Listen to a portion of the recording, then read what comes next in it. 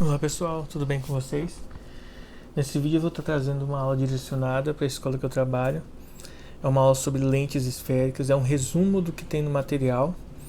Então, aconselho a estarem lendo a parte do aluno, lendo também a parte do livro-texto, que é importante para assimilar bem as ideias de lentes esféricas. Então, a lente esférica nada mais é do que uma lente feita por algum material, seja plástico ou vidro, geralmente vai ser vidro, em que pelo menos um dos lados dessa lente ela precisa ser esférica, ter uma forma arredondada, isto é, não redonda do ponto de vista de formar um círculo, mas esférica e arredondada do ponto de vista como se fosse a parte de uma bola, de uma esfera, tá? Por simplicidade, a gente, ao invés de representar as lentes de maneira tradicional, como a gente enxerga ela no mundo real, por exemplo, a lente de um óculos, a gente vai estar utilizando, enxergando e desenhando elas na forma de perfil, para ficar mais simples a compreensão, pois, apesar de o estudo ser de lentes, o foco principal aqui é nós estudarmos justamente a passagem de luz por meio da lente. Então, por mais que a gente esteja estudando as lentes esféricas, o que a gente quer mesmo relacionar é o que acontece com os raios de luz quando a luz atravessa a lente. Bom, vamos começar pelos dois formatos básicos. Nós temos que, assim como os espelhos esféricos, nós temos que a face de uma lente ela pode ser uma face côncava ou pode ser uma face convexa. A face côncava é aquela em que a parte arredondada se situa, né, na direção onde a luz passa, ou seja, a luz vai passar nessa parte como se tivesse cavado para dentro da lente, como se tivesse entortado a lente, empurrando para dentro dela. A parte convexa é o contrário, justamente a parte arredondada fica exterior à lente, isto é, como se você tivesse, digamos assim, estufando a lente para fora. Isso é só um jeito de falar, mas no desenho fica bem claro o que é uma face côncava e o que é uma face convexa, tá? Para a nomenclatura, a gente vai levar em consideração o formato da lente. Ela pode ser côncava, convexa ou plana. Vamos para os exemplos aqui. Vamos começar pelo que nós chamamos de lente de bordas finas. O que é uma lente de borda fina? Nada mais é do que uma lente em que as bordas são mais finas do que o seu centro. E tem três formatos básicos. A lente biconvexa, ela tem os dois lados convexos. Uma lente plano-convexa, em que um lado é plano e o outro é convexo. E uma lente côncavo-convexa, em que a parte que recebe a luz é côncava e aqui a luz vai passar seria convexa. A gente chama de eixo principal esse eixo pontilhado que está aqui no meio da lente, que passa justamente pelo ponto central da lente, que a gente vai chamar de vértice. E aí nós temos o seguinte, ó, se uma das faces for plana, o eixo principal será definido pela reta que passa pelo centro da curvatura da face esférica e é perpendicular à face plana. Isto é, se a gente fizesse aqui em cima, por exemplo, o eixo principal um pouco mais em cima, ele não vai passar no vértice da nossa lente esférica. Então a gente tem que ter esse cuidado na nomenclatura. Se tem lentes de bordas finas, então provavelmente a gente vai ter as lentes de bordas grossas, tá? Esqueci de trocar o nome aqui. Deixa eu dar uma trocada rapidão nesse nome para não ficar feio. Nós temos então as lentes de bordas grossas. Bom, nas lentes de bordas grossas, o que acontece? O centro da lente, a parte central da lente, é mais fina do que das bordas, ou seja, por isso que nós chamamos lentes de bordas grossas. Geralmente as lentes são constituídas de vidro ou algum tipo de plástico, que eu mencionei anteriormente. Vale ressaltar que, assim como a lente de bordas finas, nós vamos ter que uma lente de borda grossa, ela tem duas faces côncavas, ela vai ser chamada de bicôncava. Uma plana e outra côncava, então vai ser chamado de plano-côncava. E convexo-côncava, quando o lado que recebe a luz que um dos lados é convexo e o outro lado é côncava, tá? Seguir a analogia com as duas lentes anteriores. Observação: a côncava convexa ela é uma lente de borda fina. Então, se é borda fina, a prioridade da leitura vai ser côncava, depois convexa. Se é uma lente de borda grossa, então a prioridade vai ser convexo e depois côncava na nomenclatura. A nomenclatura em si, apesar de ter toda essa rigorosidade às vezes na ciência, é uma coisa que geralmente, dificilmente eu vejo caindo em alguma questão, relacionar a questão do nome. Então é interessante saber, mas de certa forma não é uma preocupação tão grande saber dos nomes, desses nomes em si, porque depois a gente vai estar utilizando simplesmente uma linha para representar a lente, assim como foi feito para representar o espelho. Bom, aqui nós vamos para o comportamento dos feixes de luz quando elas atravessam as lentes, tá? Aqui a gente tem que levar em consideração 2 pontos. Quando a gente tem, deixa eu fazer um desenho aqui para ficar mais claro. Olha só. Quando nós temos uma superfície de separação, eu vou colocar até na vertical para representar como se fosse o espelho ou uma lente, né? Vamos pegar uma lente, por exemplo. Quando a gente tem essa superfície de separação, e, por exemplo, de um lado a gente tem um ambiente, vou dizer que é o ar, e o outro lado aqui a gente tem um outro ambiente, né? Pode ser o ar também, mas levando em consideração que as lentes elas vão ter uma espessura. Não, aqui não tá, eu não estou levando em consideração se é borda grossa ou fina, é só para dizer que existe um espaço aqui na lente. A lente ela ocupa um espaço em que o feixe de luz, quando incidir sobre a lente, ele vai passar um tempo aqui dentro, né? Então o feixe de luz ele tem uma posição aqui dentro que dependendo da composição dessa lente, o feixe de luz que entrar vai sofrer um desvio para um lado ou para o outro, mais acentuado ou menos acentuado em relação ao eixo principal, mas vai acontecer um desvio. E quando isso acontece, a gente precisa, para a gente poder prever esse desvio, até mesmo para a gente poder, por exemplo, compor a lente de um óculos para melhorar a visão de alguém que tem algum problema visual, a gente precisa entender como que a gente vai fazer isso, levando em consideração que o que acontece quando a luz passa pela lente é o que nós chamamos de refração, e nós estudamos isso anteriormente. É um estudo anterior à lente. Então o que acontece?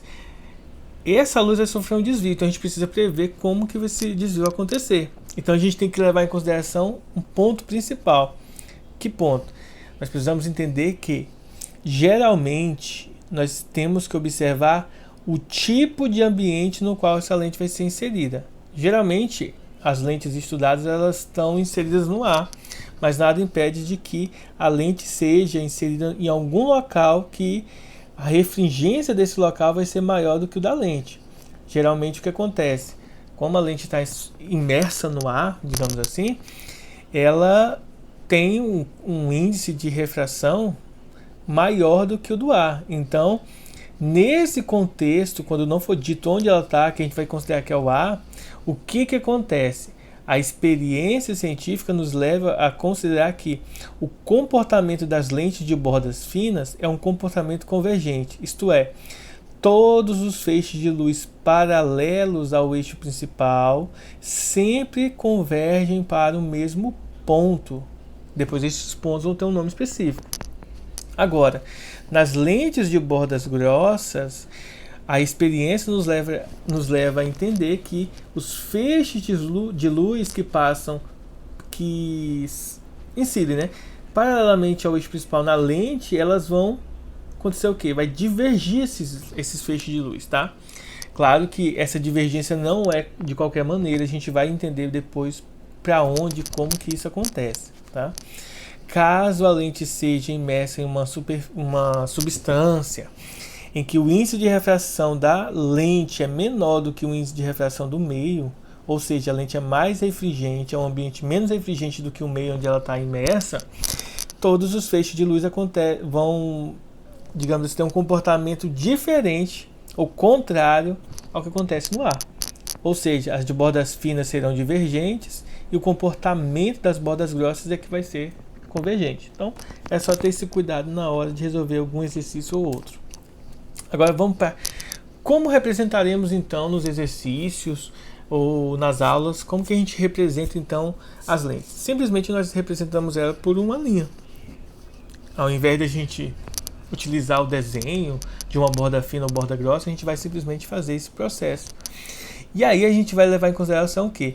Que essas lentes estão no ar, imersas no ar, e que as bordas grossas vão ser representadas por setas para dentro, tá? Digamos assim, apontando para o eixo principal, e as bordas finas estarão apontando para fora do eixo principal, ou seja, setinha para cima, setinha para baixo, oposta ao eixo principal. Nós vamos dizer também que as lentes de bordas finas serão lentes convergentes. Então, isso aqui serão, no caso de lentes imersas no ar, lente de bordas finas e lente convergente serão sinônimos, tá? Só para esse caso, tenha o cuidado da observação anterior. Lente de borda grossa será sinônimo de lente divergente. Então, qualquer uma dessas duas nomenclaturas podem ser utilizadas no exercício. Esse tipo de representação simples é chamado de representação gaussiana para as lentes, tá ok? Agora vamos para os pontos principais. Bom, a gente tem a propriedade do centro óptico. Essa propriedade é importante por quê? Porque todo o feixe de luz que passa pelo centro da lente, o centro óptico dela, ou vértice do espelho, quando a gente havia estudado espelhos, ele não sofre desvio algum. Ou seja, nesse ponto não vai haver refração da luz, ela vai simplesmente passar como se não tivesse nenhum objeto ali no meio, ela não sofre nenhum desvio. Logo, esse é um ponto principal para a gente estar estudando na hora de resolver algum exercício ou outro de desenho que a gente vai ver no final dessa aula. Bom, outro ponto principal é o foco da imagem. O que é o foco da imagem? Quando nós temos uma lente convergente, qualquer raio de luz que incide paralelo ao eixo principal, observe que ele tem a mesma direção do eixo principal, ao passar pela lente ele sofre uma refração e vai coincidir todos os pontos. Qualquer feixe de luz principal aqui paralelo, ele vai coincidir nesse mesmo ponto que a gente chama de ponto real. Esse aqui é o foco principal da imagem. Se for uma lente convergente e ela vai convergir para o ponto real, a gente até vai dizer que essa imagem ela vai ser uma imagem real, mas isso aqui é um estudo para frente. O outro ponto que a gente tem é o ponto virtual, que é o foco principal da imagem, quando nós temos uma lente divergente. Uma lente convergente gera um ponto real e uma lente divergente ela, gera um ponto virtual. Observe que esse ponto virtual ele vai ser gerado não em qualquer região, mas sim no encontro das retas que divergem. Se nós traçarmos essas retas pontilhadinhas aqui em direção uma outra no plano em que os raios são incidentes paralelos ao eixo principal, o ponto de encontro desses dois raios de luz, eles serão justamente no foco. E esse foco vai ser chamado de ponto virtual, e as imagens geradas nesse ponto vão ser chamadas de imagens virtuais. Bom, no mundo real a gente sabe que não é só um feixe de luz que passa, são infinitos feixes de luz, mas vamos imaginar, por exemplo, que uma lanterna ou o sol está incidindo aqui sobre uma lente. Quando a lente divergente, o que acontece? Todos os feixes de luz vão convergir para um único ponto, na região do plano focal. Quando a lente é divergente, todos os pontos divergem, ou melhor, todos os feixes de luz eles vão divergir e vão se espalhar. Mas aqui a gente tem um plano interessante. Ó. O plano focal ele sempre vai estar situado no seguinte ponto. Ó. O raio de luz que atinge o centro óptico, ou seja, esse raio de luz, é refratado sem desvio. Ele determina então a localização exata do ponto de imagem, ou seja, lembre-se que a gente viu anteriormente que esse ponto central aqui ele é muito importante, porque olha só, de todos os feixes que passam, seja na convergência, seja na convergência ou na divergência, esse ponto do meio, né, que passa sobre o ponto principal aqui, ele vai sempre convergir para o único ponto. Ó. Todos os outros vão em direção a ele. Esse pontinho pelinha aqui vai ser o que nós chamamos de imagem pelinha. esse ponto de imagem aqui, ele sempre está centralizado no plano focal. No caso divergente, o que acontece? Nós sempre temos que traçar as retas imaginárias de como se fosse a convergência no lado contrário de onde os feixes estão convergindo. Esse ponto de encontro de todas das retinhas que seriam, né, que elas existiriam, né, mas elas são imaginárias só para a gente poder se situar na observação, é sempre no mesmo ponto.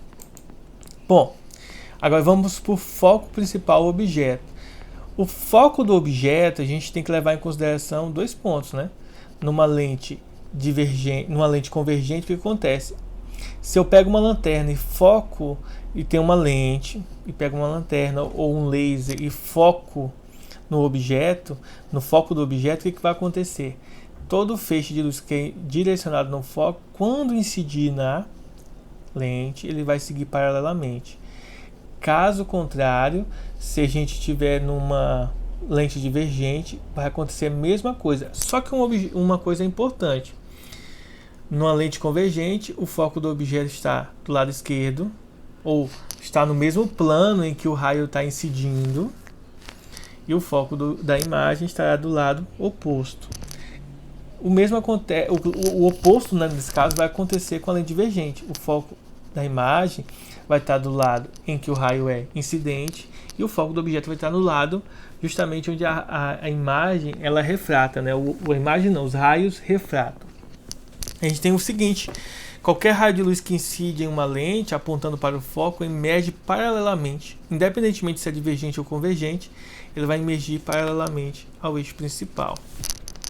Ok? Aqui nós temos um resumo de todos os feixes de luz, na lente convergente e divergente, tá?